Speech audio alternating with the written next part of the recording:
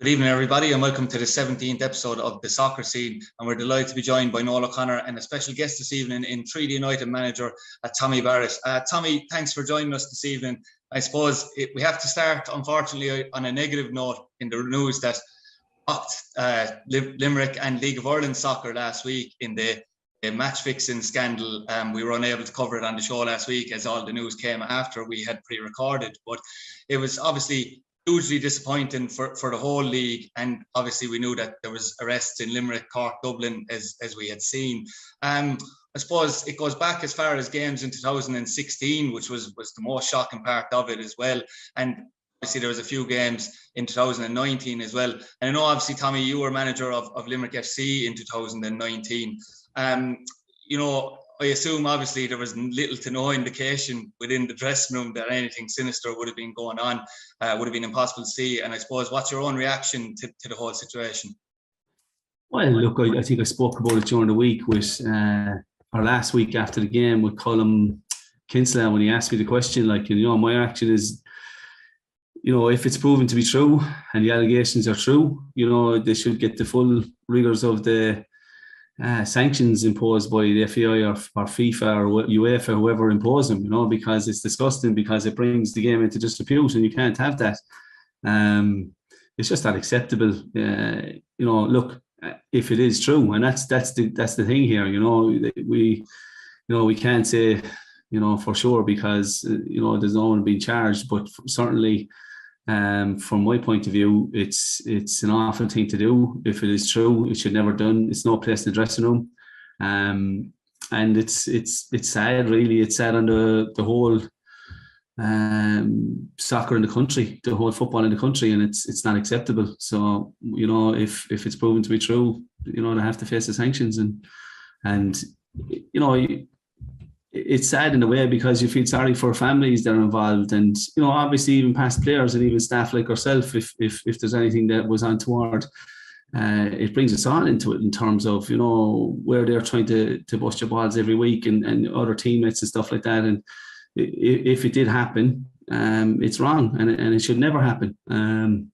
So from my point of view, it's just not acceptable. But again, we would say it's allegations, so it's very difficult to say it is, Adrian, because you're innocent to be proven guilty, and we have to remain that way. But certainly, if it is true, there's no place for it. Certainly, I know, Tommy, you used the word disgusted there, Noel, and it is the worst thing in sport, I suppose, worst possible scenario for supporters, teammates and managers, to think that you can't trust everyone in a dressing room, and to think that something like that was going on, isn't it? It's just dreadful, and I certainly went around with a heavy heart last Wednesday. And look, I'm an ex-Limerick manager myself, like Tommy, and even just to think about the consequences of it. And again, we can't say a whole lot about it. And Tommy's talking about UEFA and FIFA and the FAI sanctions. I suppose, look, at the moment it's a legal matter, so that might be the least of some people's worries. Like if any of these allegations are proven, but it seems that the law, they seem to be determined and they seem to be onto something. So I suppose we can't say a whole lot, but every 6 months or 9 months or so, like since the first hint of it, there's been a kind of a series of arrests, and people are brought in for questioning, and then it kind of dies down again. So you'd be hoping that one way or another, in fairness, that it does come to a conclusion, and we can certainly move on then. But it certainly has left a black cloud over Irish football as a whole, and certainly Limerick football as well. I think that's a fair point, Noel. You'd hope that it comes to conclusion. I think that's a very good point, because it's gone on too long now, and it needs to be sorted one way or the other, for sure. Yeah, it certainly does. And I suppose, as we said, we can't say too much on it because of the legalities of it and the ongoing investigations. To move on, I suppose, to more recent matters on the pitch. Tommy, you obviously had a draw last week, the Cove Ramblers, 2-2 draw. I suppose I did hear a couple of interviews you did after the game with the likes of Jason Shanahan, and it was fair to say you were probably disappointed. It was probably a disappointing result in the fact of you took an early lead in the game, and then I suppose you conceded. It was probably self-destruction, conceding 2 sloppy goals. Yeah, I think that has been against Cove and Bray. We've thrown away two leads, Adrian. It was you go into that week and you always take it game by game, but in the back of your head, obviously, what would you take? And you're probably looking at going, you draw on against Bray and you go, okay, can we get 5 points out of 3 games? And to come away with 3, I keep saying, I said it before, sometimes you're better off. Not for the confidence, maybe losing games, but we're drawing too many now. And if you lost 1 or 2 of them and won 3 or 4, you'll be better off. So we drew 3 at home, and that's a killer for us. And it's not that we're not scoring goals. 2-2 all draws, and the game before that against Galway at home was obviously we threw that away as well. Even though it felt that on the night we played quite well, and we've played well in the 3 games and. Recently as well at home, but we just individual errors I felt again, and that has cost us. I don't want to be hammering players, and never will, obviously, because everyone makes mistakes. But we just have to cut out those individual errors. We're starting to play a bit more, and we have plenty of possession. But you see, the momentum swings. When we gave away that first goal against Cove, the momentum swung. Like, we should have been 2 or 3 up. And then they come back into the game. They probably should have been leading 2-1 at half time. They're a good young side, and Jack pulled off a really good save to keep us in 1-1 at half time. And it's like we're a bit reactionary at the moment. Sorry, there, lad, a young lad coming up to me. We're a bit reactionary at the moment, and we have to get a bit more proactive and kill off teams. Certainly, I think, with the likes of Bray and Cove, and that's no disrespect to them, but we had the better of them on both occasions. It was a bit different with Longford, and we need to call on to those leads. I get the impression, I know that you've said in the past you don't set targets for a larger volume of games, but I get the impression that maybe we're expecting maybe a little more than 3 points in these home games.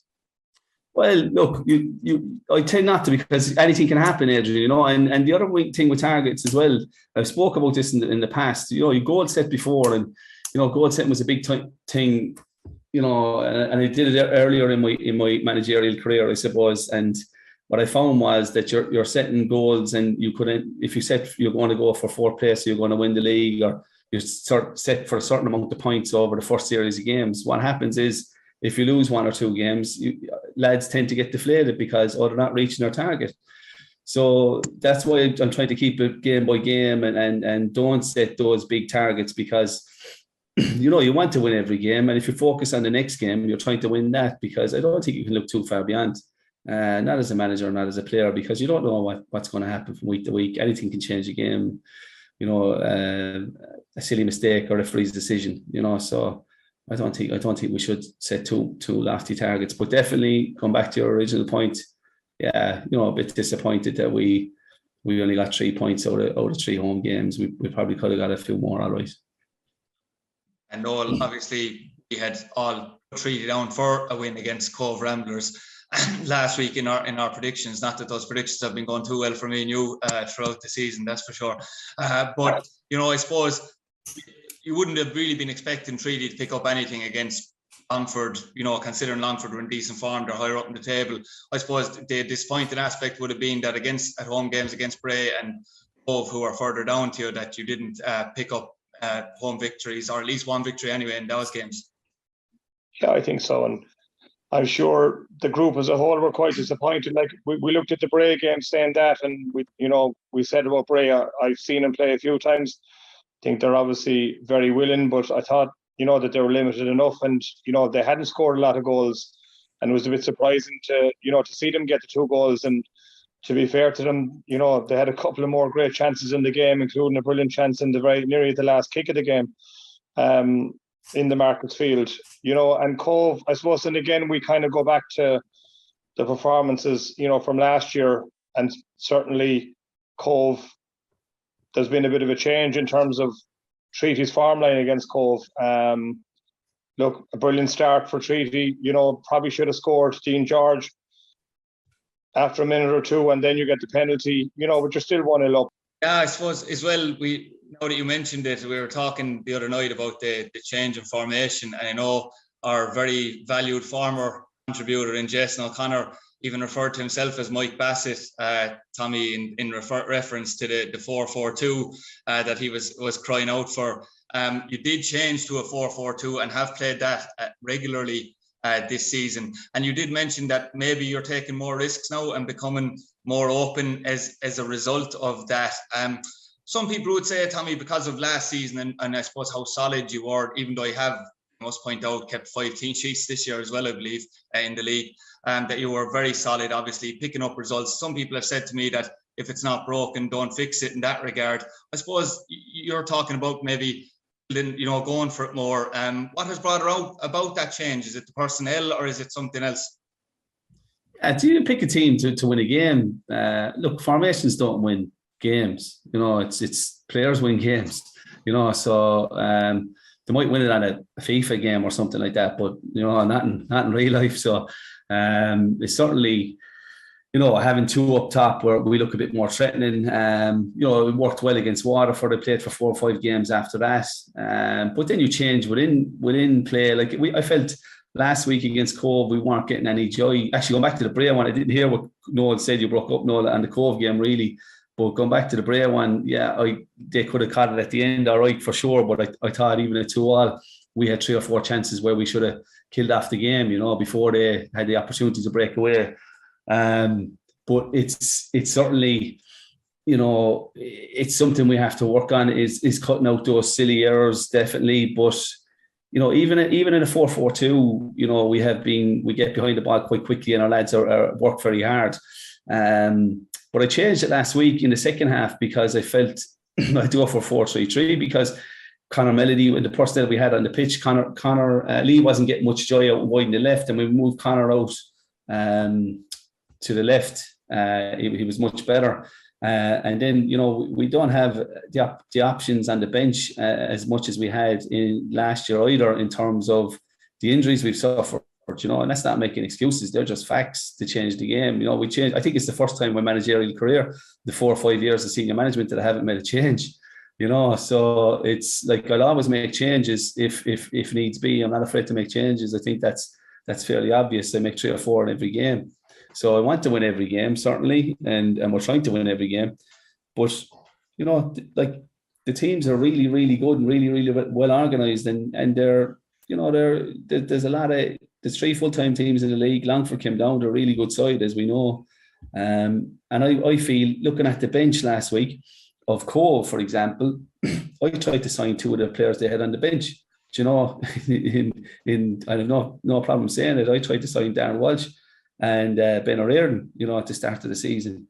And Ben didn't even come on the pitch. So they're really healthy squads as well that they have. And Sean McGrath was another one that I was having a look at. So there's a lot of good teams in the league, and Cove probably should be higher than where they are, to be fair.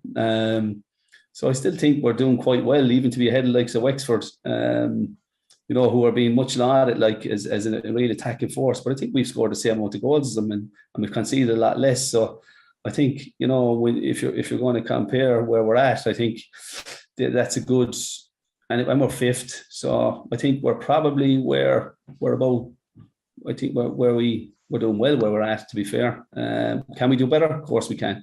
We should probably have at least 6 more points, I believe. And we threw them probably away. But look, you have to get on with it. Again, you can't rest in your laurels. You have to take the positives out of it and move on. I suppose, Noel, it's definitely worth pointing out that despite a longer winless run, obviously, as Tommy said, drawn more games, is that they still have a game in hand on Wexford, are still 3 points clear of Wexford in the playoffs.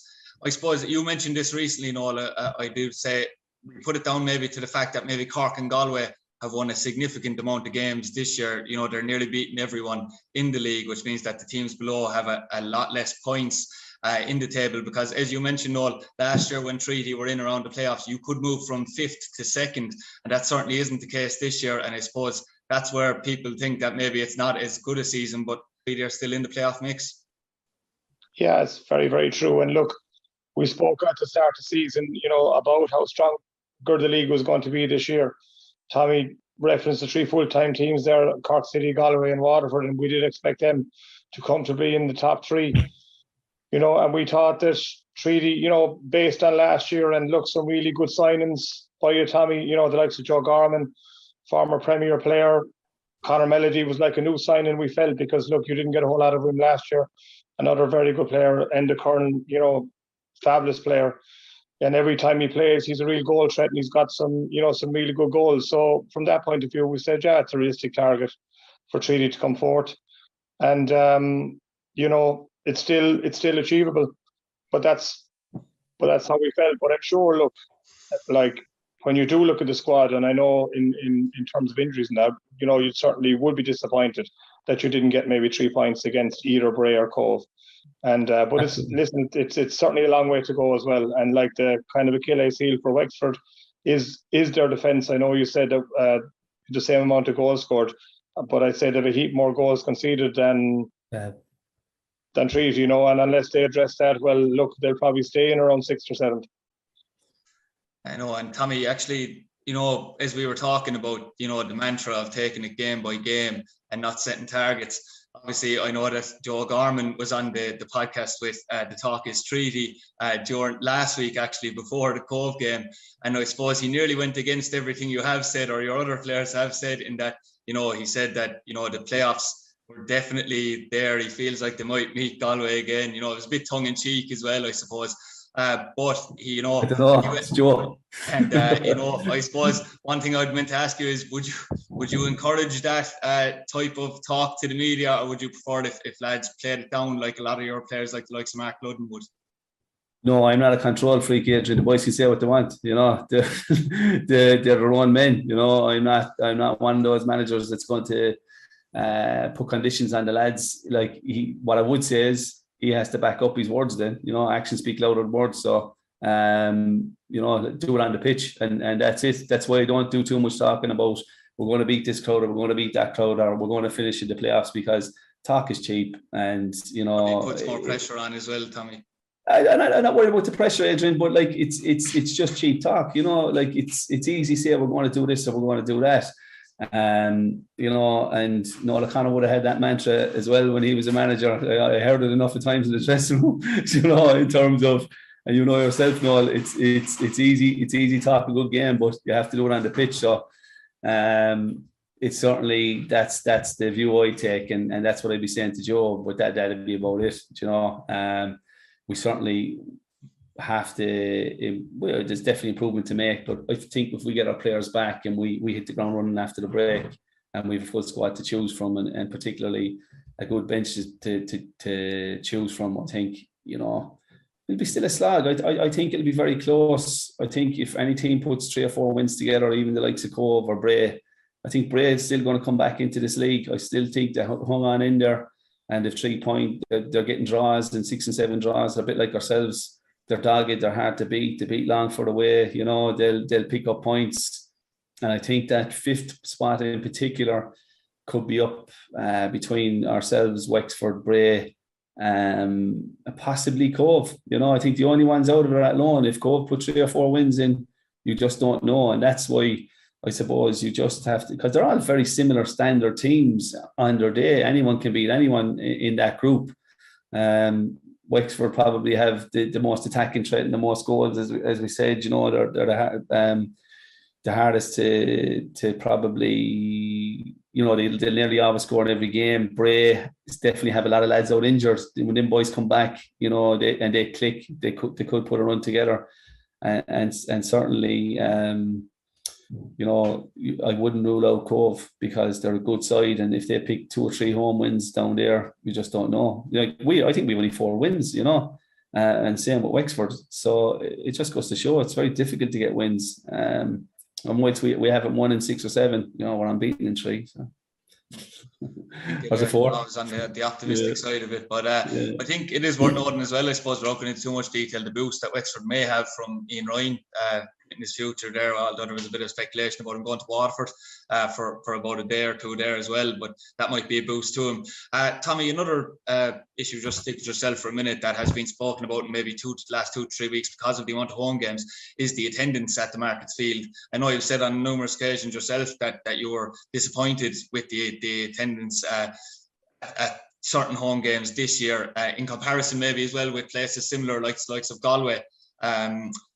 I suppose, what would you factors would you put down to it? There's so many things we can talk about, Tommy, but it's I suppose it is disappointing. Is there a fact of, because we were out of senior soccer for a year, then last year there was such a buzz. Do you think the novelty has worn off again and we've went back to what we had? Or I don't think we support senior soccer well in this region for many years in the first division. Even like, unless it's and I think this was my point. It wasn't a point of the crowds have dipped or anything. Like, it was after the Wexford game and our average, which we won, by the way. So, and we were on a fairly good run. So it wasn't like I was mourning when we were losing. It certainly wasn't that. There wasn't a great crowd at that Wexford game, and it was a good game of football. And we won 2-1. And we had our core support 400 or 500, and the average attendances get come out that week, and that's why I discussed it. Our average attendance was 855 at that time.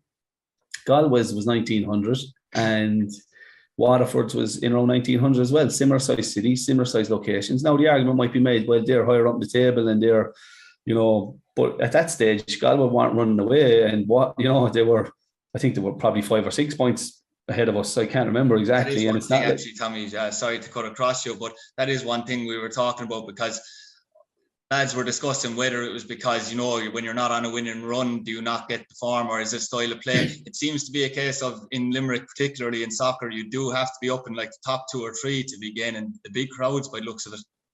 Yeah, I don't know. I just think that we have to grow a new support. Maybe people are a bit battle weary or wary from it, that like we were 20 years in the first division. And even when we were winning the league with Limerick FC in 2012 in Jackman Park, time of Pat Scully was there wasn't massive crowds there, lads. There was 500 or 600 to my recollection, and I was up at some of the matches, and there was 300, 400, 500, 600, so we have to grow. And my point was, we have to grow. Like, Cove had massive growth this year, and 900, and before the Cork game where there was 4,000 in it, because it was the same week, and it was 915 or something was their average attendance. So maybe we have to do more as a club, and I'd said this as well to the club and spoke about it, branding ourselves a bit more, getting ourselves out there. I see flags up in the Shannon Bridge there. There's a Munster flag and there's a GA flag. There's no Trinity United flag. So it's something that we have to do. And, I'm certainly not taking no responsibility as a club. I've spoken to the board about this. We need to do more. We need to go to schools, and we need to,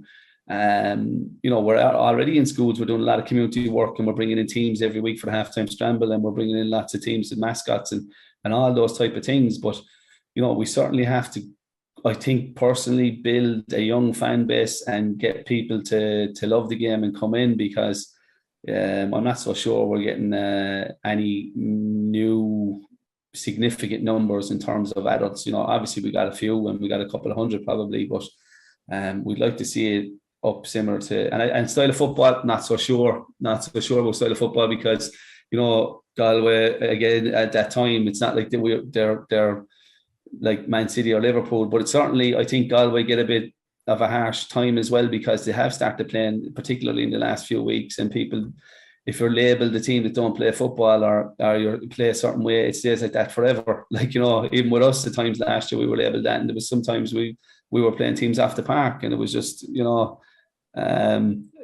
someone says it once and it's group thinking, it's forever. Like, there's a bit of that goes on as well. So I certainly wouldn't think it's that either. So I think we just have to look at the whole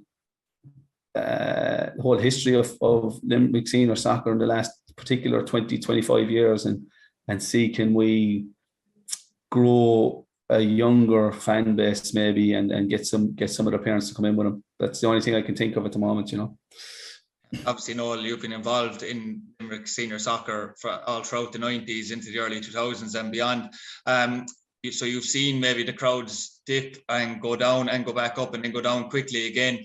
I suppose, what do you think? Do you think that it's a situation where the club could be doing more, or do you think it's just a lifelong problem in Limerick with senior soccer?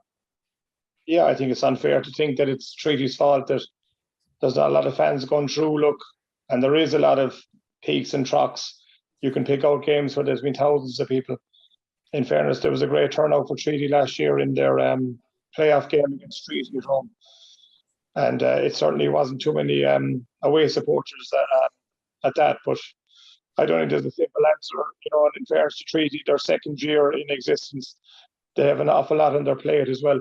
It's just another another job to do. But look, and not putting pressure on anyone, but I certainly would agree that if they were higher up the table or a bit closer, to the top spot, then obviously you are going to get more. But look, all you can do is work week to week and try and improve.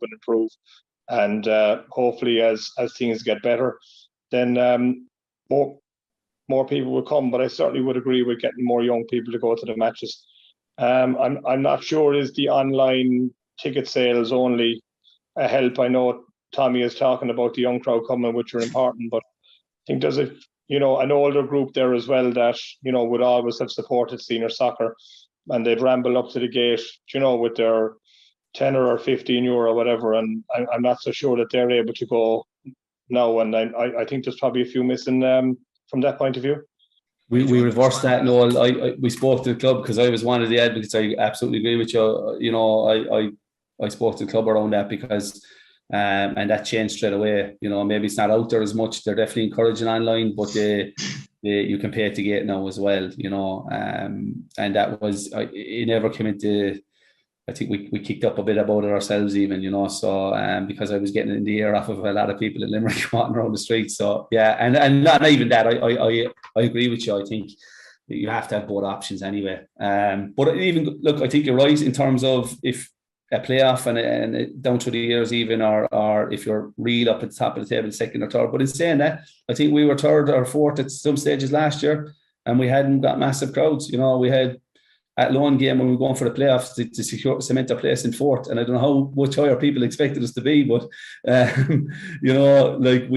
think we had 400 or 500 at it and all, so I think once the hurling is going well and the rugby, are going okay as well, I think that kind of eats into it as well. Plus, I think people look at it at a Friday night. Maybe we have to look at bank holiday weekends and that, and play on a Thursday or something, or play some games away, because a lot of our supporters go down to Kilkee or Ballybunion, so we might have to look at something different there as well, So, especially in the summer football, I think, unless it's you're really, I think it's always affected it in terms of if the weekends are good, you're not getting massive crowds, to my memory and recollection. Well, now to move on to our final piece of business, the Waterford game, Tommy. Waterford away. We mentioned obviously you're unbeaten in 3. You can take it negatively and positively that you haven't won in a while or unbeaten in 3. Waterford have 5 victories in a row, obviously, since they've changed. They're like a steam train now in terms of their consistency. I suppose in one way it couldn't be a worse game, but I suppose sometimes in this division, the form book can absolutely be turned out upside down, and you've beaten Waterford at home already this season. So there must be some confidence off the back of that going into this game. Yeah, look, it's a really difficult task. They're a really good side. I watched them last week against Longford, and the beat Longford's 3-0, so it's going to be a tough task for us. They're the teams that we need full squads for, I think. But in saying that, we'll go in more or less the same 11 as we had the last few weeks. We have a couple of boys back. Walshy's back, and we're hoping Joel is back. He looks like he will, and they'll add something to us as well. So we'll have the 2 boys. Probably won't be ready to start, but at least we have better options, more options off the bench. I don't want to say better options, but more options, for sure.